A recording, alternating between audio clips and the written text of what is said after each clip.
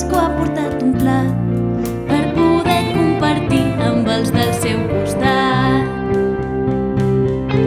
Escudella i carn d'olla no pot faltar, és l'àpat més típic del sopar, tan calent que ens descongela les plantes dels peus i ens surt el fred del cos i escalfa els nostres cors per estimar-nos un any més.